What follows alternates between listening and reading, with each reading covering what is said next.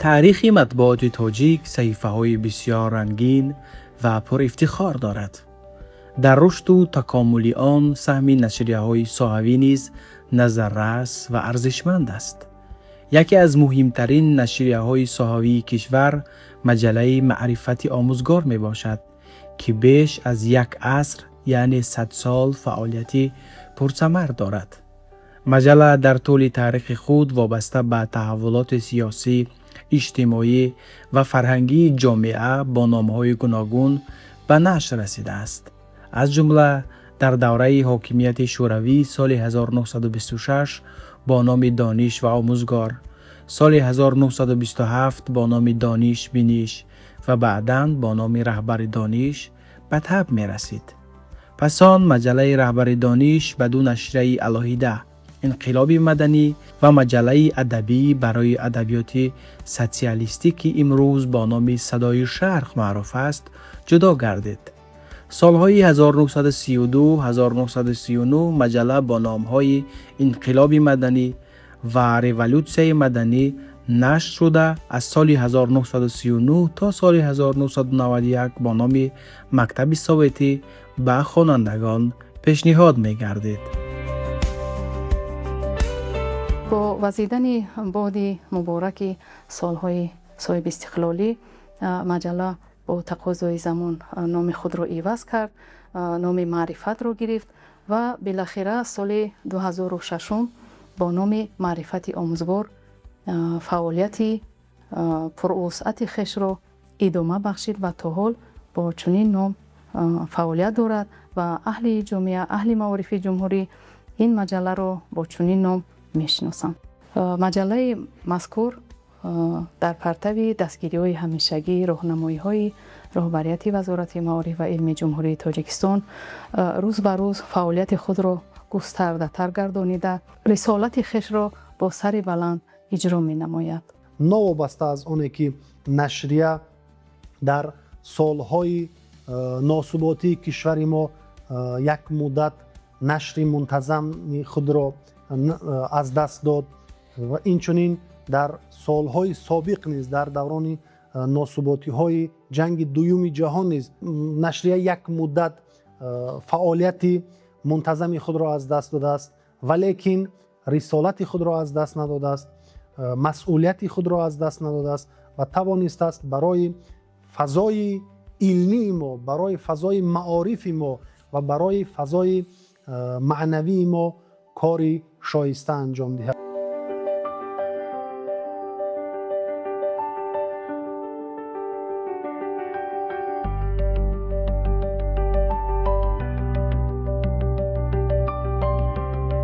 دوره نوی رشد فعالیت پرثمر مجله به سالهای استقلال دولتی راست می آید. در این مرحله صفت نشر و محتوای آن به طور نظررس تکمیل یافته، بیشتر به ترغیب ارزش‌های ملی، تحکیم خودشناسی ملی و انعکاس دستاوردهای تاجیکستان صاحب استقلال روانه گردید. مجله تدریجاً به منبر مهم کسبی و معرفتی آموزگاران کشور تبدیل یافته، در بلند برداشتن سطح دانش، مهارت آموزگاری و مبادله تجربه پیشقدم نقش مؤثر گذاشت.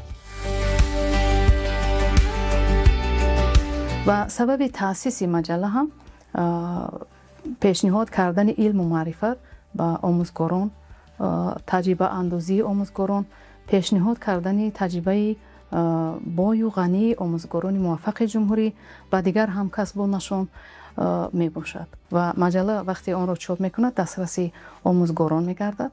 آنها بعد مطالعه مواد نو را، راه اصول نوی تعلیم را آموخته در درس های خود از آنها واسه استفاده می برند و در بسیاری واخوری ها خود آموزگاران به این نکته تاکید می کنند که واقعا مجله معرفت آموزگار برای ما یک کمک رسانی بی‌منت است. ما در شرایط معاصر در نوشته های محقق زمرت و دیگر محققانی که در سمت خیمیا و فنهای دقیق فعالیت میکنند، عنصرهای طبیعت شناسی را درک میکنیم.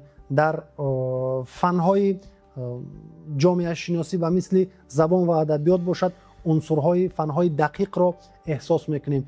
علاوه بر این مجله معرفت آموزگار برای استفاده بردن درس ها همچون وسیله بلند برداشتن هویت ملی، تربیت نمودن اخلاقی جوانان، تربیت نمودن جوانان در روحیه وطن پروری، وطن دوستی، حفظ ارزش های ملی، شناخت اصالت دولتداری ملی کار کرده ایستادند. یعنی مجله معرفت آموزگار نه تنها همچون مجله تحویل دهنده اطلاعات، بلکه همچون یک وسیله تاثیررسان به شعور جمعیتی خدمت کرده ایستاده است.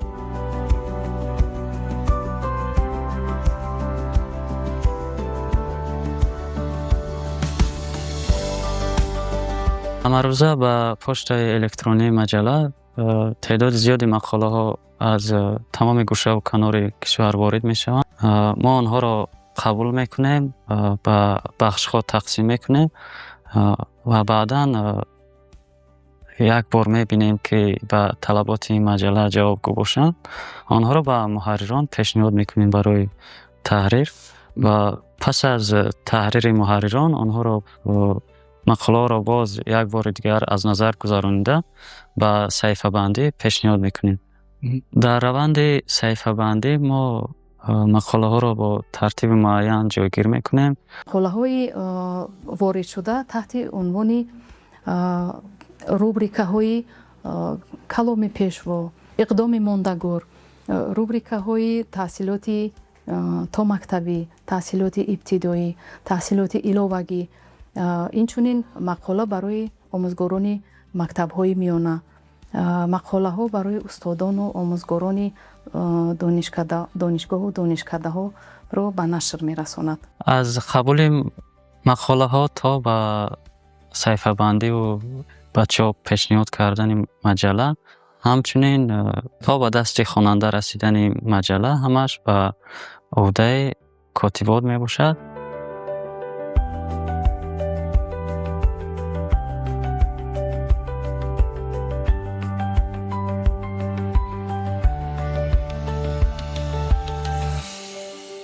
روند آماده‌سازی مجله معرفت آموزگار خصوصیت‌های خاص خود را دارد. قسم زیادی مواد نشریه را آموزگاران، متدیستان، کارمندان ساحه معارف و عالمان و محققان آماده نموده به اداره مجله پیشنهاد می‌کنند.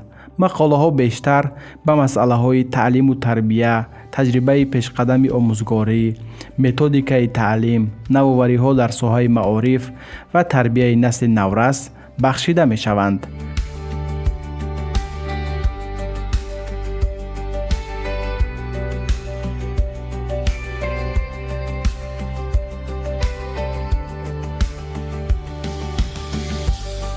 روند تحریر مقاله ها یکی از بخش های مهم فعالیت مجله به حساب می رود. از بس که اکثر مؤلفان مجله آموزگاران و کارمندان ساحه معارف می باشند، تحریر نه تنها به اصلاح غلط های زبانی بلکه به تکمیل ساختار، منطق و طرز پیشنهاد مواد نیز روانه می شود. در دوام هفته با اداره مجله معرفت آموزگار مقاله وارد می شود و این مقاله ها به رویه های گوناگون علمی منسوبند. ما آنها را تحلیل میکنیم، البته کمبودی ها و نارسایی آنها را نشون میدیم. اگر مقاله موافق طلبات ما نباشد آن را برای کارکرد به مؤلف پس میگردانیم و اگر مقاله های خوب باشند ما آنها را در پاپکای مخصوص جا میدهیم و برای شماره های نوبتی مجله استفاده میبریم. و باید قید کنیم که مقاله های درجه گوناگون البته پیدا می شوند و معلم، آموزگار مکاتب میانه انتظار است که ما یک مواد نو، باید یک غذای معنوی نو برای بایدیم که در روند درس استفاده برده تواند. در هر بخش ما محرران مخصوص داریم. مثلا در سمت علم های فیلولوژی محرر هست که فعالیت میبرد. در سمت تحریر و جابجاگذاری مقاله های سمت های علم های طبیعی ریاضی محرری الوهیده داریم که مخصوص متخصصی همین ساحه هستند. استاد اسدالله شریف‌زاده که متماتیکی برجسته صاحب مؤلف چندین کتاب‌های تعلیمی میباشند. در سمت مقاله‌های علمی پژوهشی نیز محرران بسیار ژرف اندیش داریم که مقاله ها رو از قلبر میگذرانند به قول و برای چاپ آماده میکنند. فقط توجه به مقاله های داده می شود که اندیشه های تکراری نباشد. امروز ما در صحیفه های مجله معرفت آموزگار میبینیم که نشریه برای بلند برداشتن سویه دانش نسل جوان، برای تامین کردن آموزگاران نوکار به تجربه های پیشقدم ساحه معارف، برای تلقین نمودن نسل جوان در روحیه وطن دوستی، هویت ملی، شناخت اصالت فرهنگی خدمت کرده ایستاده است. همزمان مسئله های فنهای دقیق، مسئله استفاده بردن غناوت های تاریخی ما، غناوت های ادبی ما در نظام تعلیمی ساحه های گوناگون کارها انجام داده ایستاده است.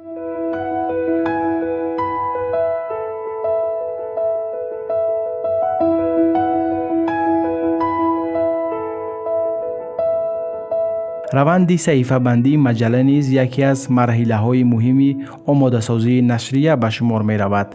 پس از انتخاب و تحریر نهایی مقاله ها، مواد به بخش صحیفه بندی پیشنهاد می شود. در این مرحله متن ها، عکس ها، جدول ها و دیگر عنصرهای آرایشی مطابق طرح معین در صحیفه های مجله جایگیر کرده می شوند. مجله معرفت آموزگار 64 صحیفه دارد. انا مقاله‌ای که میارن ما صحیفه بندی میکنیم برای برنامه این دیزاین، یا با جا میکنیم درست میکنیم. انا رسم‌هایی که انتخاب میکنیم صفتی بلند باید باشد. در چاپخانه مثال صفتش پس نبراید. در ژورنال وقتی چاپ میشود بالای ژورنال صفتی پس نداشته باشد. اونا را انتخاب میکنیم. بود یک خیلیش که کمتر صفتش پستر است نمیتونیم دیگه یافته، اونا رو با صفتاشون با فتوشاپ و با برنامه بلندتر میکنیم بعد استفاده نمیتیم. مقاله‌ای که علمی هستن مثال متماتیکا و گیومتریا، اینا را با برنامه مکتب نبار کرده در خود برنامه این دیزاین وارد میکنیم. مقاله با برنامه ایلیستراتور ساخته میشود.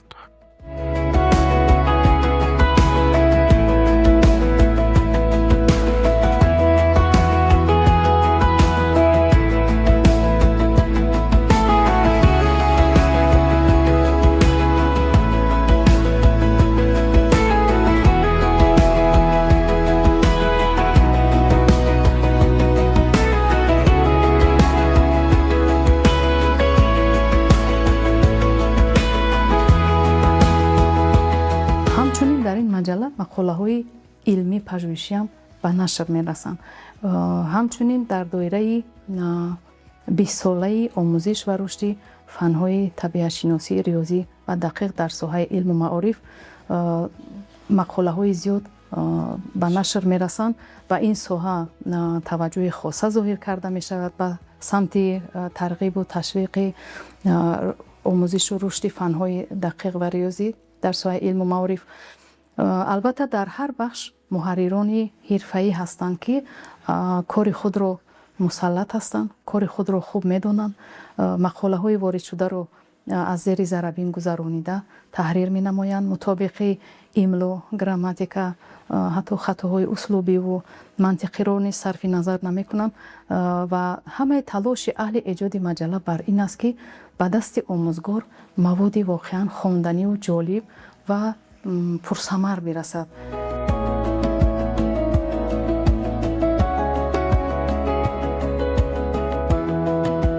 امروز کارمندان مجله تنها به نشر عنعنوی آن اکتفا نمی کنند. در برابر انتشار شماره های نوبتی، آنها فعالیت گسترده اطلاعاتی و تبلیغاتی در فضای اینترنت نیز به راه مانده‌اند.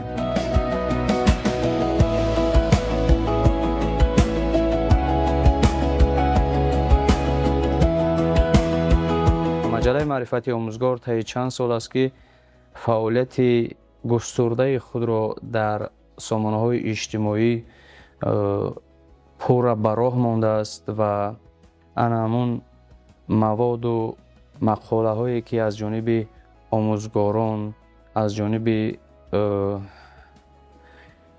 کارمندان ساحه معارف به مجله پیشنهاد می شود،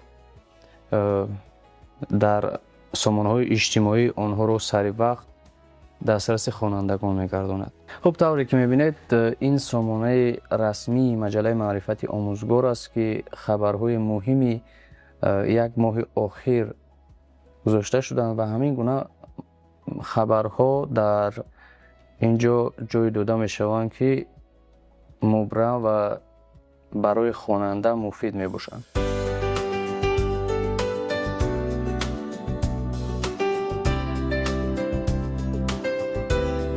پس از به نشر رسیدن هر شماره مجله، نسخه الکترونی آن نیز در سامانه مجله جایگیر کرده می شود. این اقدام به خوانندگان امکان می دهد که نوابسته از محل زیست به محتوای مجله دسترسی پیدا نمایند. این صفحه فیسبوکی مجله است با نام معرفت آموزگار و اینم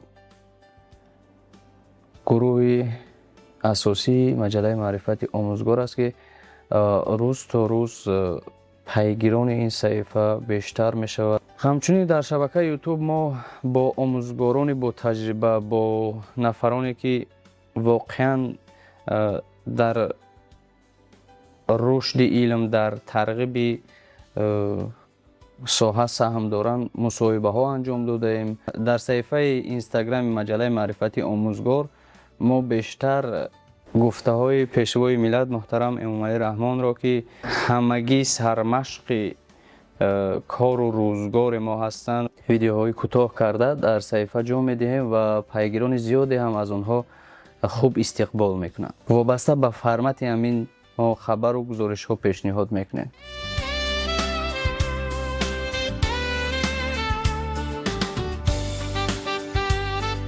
مجله معرفت آموزگار در برابر انعکاس مسئله‌های تعلیم و تربیت در تطبیق و ترغیب سیاست معارف پروانانه پیشوای ملت پرزیدنت جمهوری تاجیکستان محترم امام علی رحمان نیز نقش مهم دارد.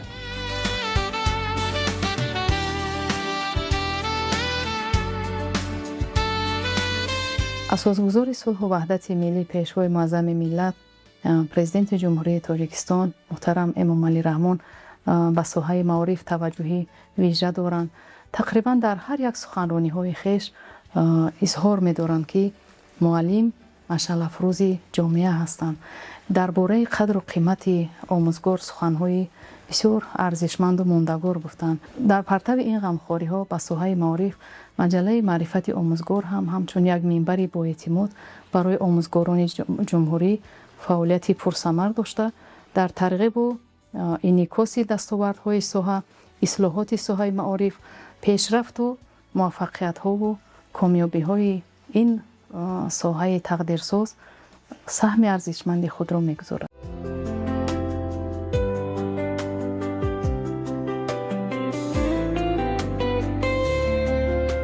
مجله معرفت آموزگار یک سرچشمه مهمی تاریخی نیز به حساب می رود. شماره های گوناگون آن امروز برای محققان، تاریخ نگاران و دانشمندان همچون آینه رشد نظام معارف و حیات فرهنگی و اجتماعی کشور خدمت می کنند.